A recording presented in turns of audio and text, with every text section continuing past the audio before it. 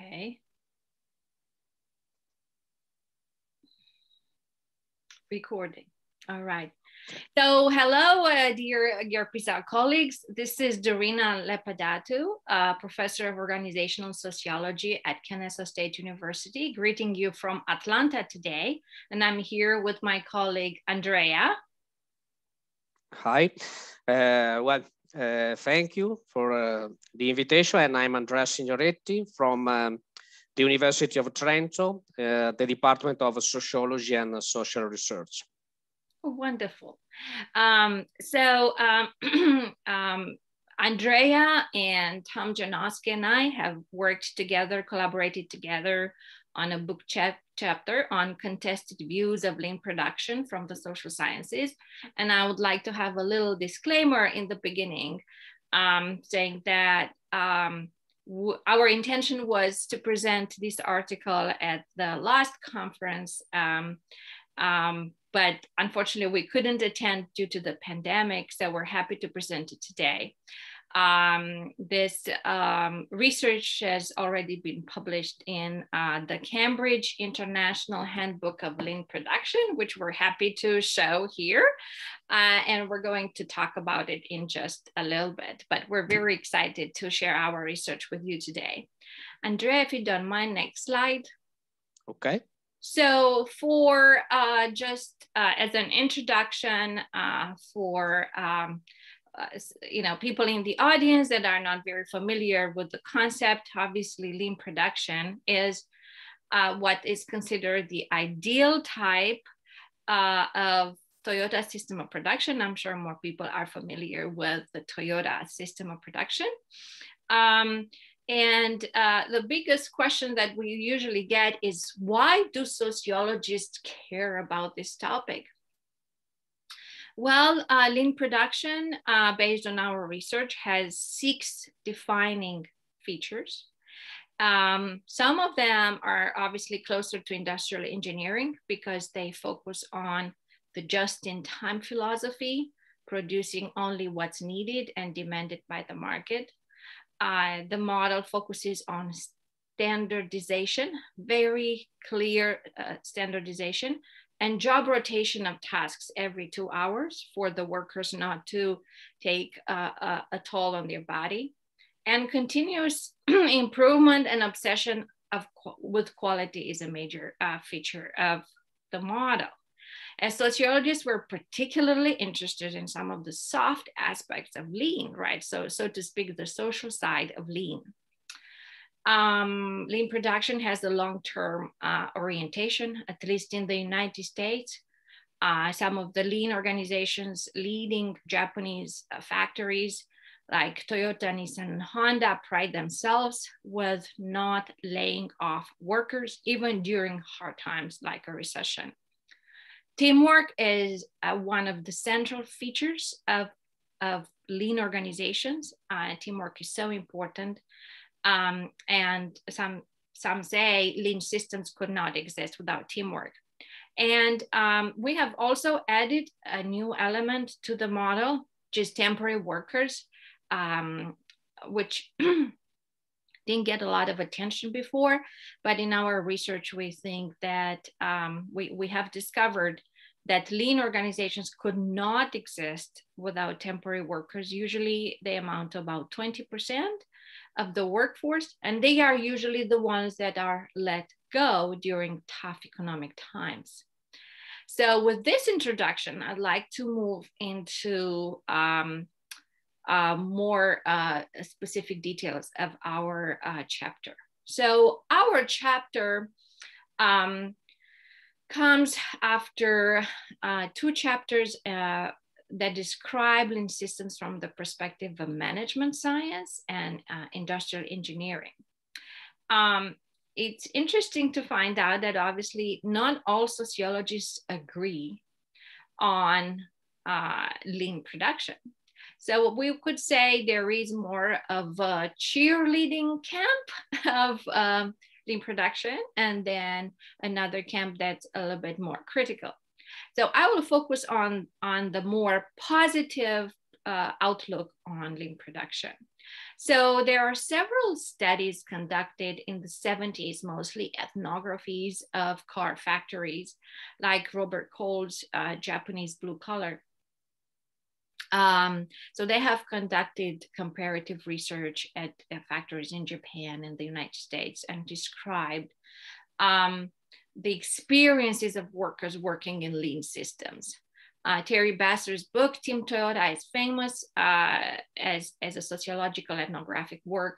She conducted her study at the Toyota factory in Kentucky in the United States and described the great satisfaction of workers working for Team Toyota, their loyalty and identification with the company. They take a lot of pride in working for one of the best quality products on the market. Then Arne Kelleberg, who was a former president of American Sociological Association, also focused on Japanese organizations, and he talked about welfare corporatism. So he described about all these welfare practices that come with lean production. So investment in this long-term philosophy, but long-term employment, but also job enlargement and job empowerment. Jeffrey Liker is a top sociologist working in Michigan who published Team Toyota. He got a lot of praise from the management and industrial camp. And interestingly enough, he's a sociologist who works in an industrial engineering department. And last, my work with Tom Janoski focused also on an ethnographic study at a Japanese factory. And we looked at the experiences of women, people of color, older versus younger workers. And we focused also a lot on temporary workers and their experiences on the line. Next slide, please.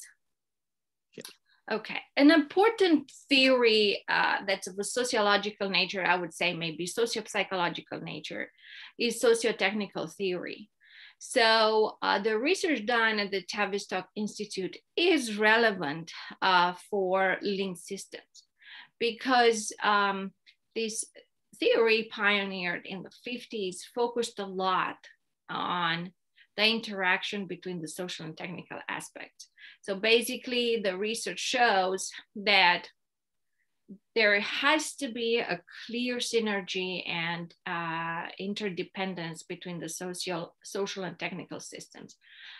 One could not work without the other. They balance each other out. You cannot have progress in the social aspect and not bring the technical to the same level and the other way around. What's really interesting about this theory is that it did a lot of research on semi-autonomous teams. I showed how they increase productivity on the line and decreased absenteeism. So their research on semi-autonomous teams is very important because, like we said, teamwork is a core feature of the lean systems because they focus a lot on responsible autonomy of workers and obviously less management control since workers are empowered to take decisions on the line. And next slide, please, Andrea. Thank you. Yeah. And another, let's say, camp of sociologists from the more positive side looked at the diffusion of lean production. And they discovered that countries with very strong auto industry have a faster and broader lean implementation.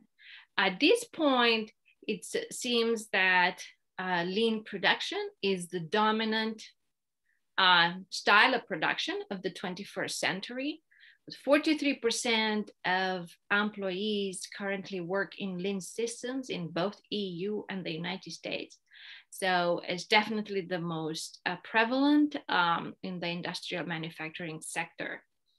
Other sociologists, Jurgens and Krasinski, have done an impressive studies of implementation of lean in BRICS countries. And they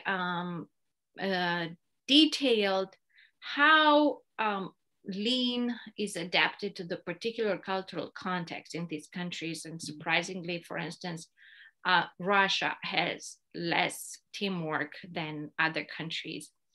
And then I know my own colleague here, Andrea Signoretti, did several studies that focused more on the union aspect. So if you want Andrea to fill us in about a little bit of your research, now you have the floor.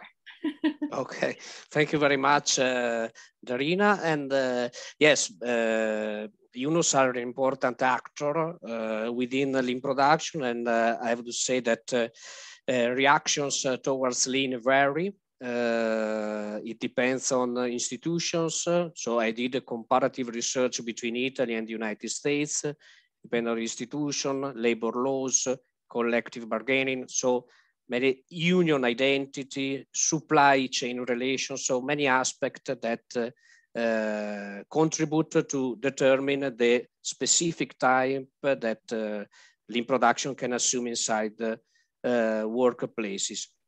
My part of presentation now with the focus on critical approaches to lean production. We have 3 critical approaches. Indeed, there would be a 4th one, which is a labor process theory. But in our chapter, we focus on these 3 because labor process theory is broadly explained across the whole book. Of course, I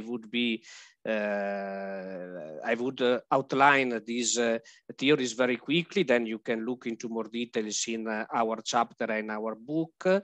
The first critical approach to lean is post-Fordism and flexible accumulation. Indeed, the flexible accumulation theory is already contained in the post-Fordism, and it is a very useful theory, highlighting many important aspects of new production system. Let's say that about lean production, the criticism is related to the fact that there is a fragmentation both outside and inside the workplaces, because supply chain becomes larger. There is a multiplication of subcontracting relationship, and at the same time inside the firms you have specialized or professional employees working in teams and usually benefit from good employment conditions, along with the permanent and temporary blue-collar workers that carry out traditional standardized jobs. And in this case, temporary workers, of course, as Darina was saying before, are important. They experience job insecurity, and they also exert the pressures on permanent workers to be committed to production activities. At the same time, trade unions are said to not represent anymore the post-Fordist workforce because of this division. So specialized employees, permanent and temporary blue-collar workers. We can say that, of course, this theory has been and is extremely useful. However, we can also say from research that within lean production, also blue-collar workers, traditional blue-collar workers, are or should be engaged in teams. So they should be involved in teams and in activities of direct participation. Then we can discuss if direct participation is effective or not, if it's stressful, but teams should be part of this force for blue-collar workers should be part of their daily work activities. The second critical approach to lean is related to productive models theory. And here, basically, very briefly, one of the main contributions is to identify, in this case, different systems within the Fordist and the lean production eras. And for instance, there is a distinction between the Toyotan and Hondian models, which are important for us because they are, of course, related to lean production systems.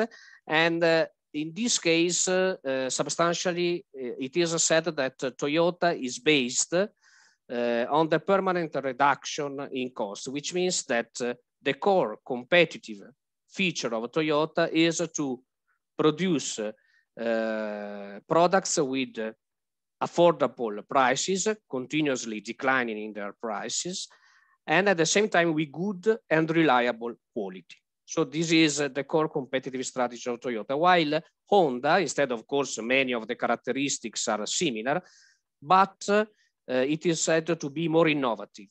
So to react flexibly to market pressures by introducing more innovation.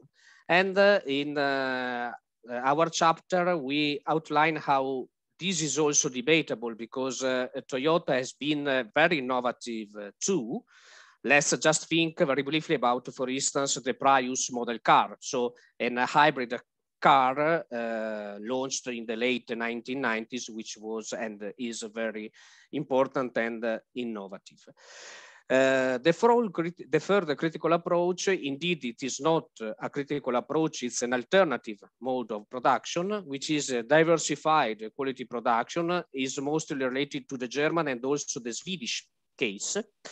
And here we have richer jobs, we have more autonomous teams, and this type of participative and more autonomous work design is related to aspect. Very briefly, for instance, the system of training. The system of training, the alternation between a training and school and factories, where so workers can acquire very important and high skills. And also the participation of workers at different levels, work councils, co-determinations in company boards. So characteristics that sustain this type of work organization systems. Of course, there has been changes here. The fall of communism, the unification of Germany, and the rise of neoliberalism have affected these systems, but changes have mainly occurred at the regulation level, which means that there have been labor market changes, welfare state changes with less generous benefits, but the production system has remained quite stable. Okay. Darina, now. Wonderful. So I think we have only a couple of minutes left, so I'm going to be brief. We would like to urge you to please check out our most recent book, the Cambridge International Handbook of Lean Production. We are presenting different theoretical camps that shed a new light on this dominant model of the 21st century. And then we're showing how it was implemented in various industries. And can you please go to the next slide? And also we're presenting case studies from how lean was implemented around the world. You see here the countries from various continents, going from United States, South Korea, China, Mexico, Russia. And then next slide, please. And then another a book that we published last year, Framing and Managing Lean Organizations in the New Economy, includes 8 case studies on various companies that are implementing various degrees of lean, which we think would be useful if you need to use this in the classroom or for training. That being said, Andrea and I would like to say hi to all of you, and please enjoy the conference. It was a pleasure to share our research with you. Yes.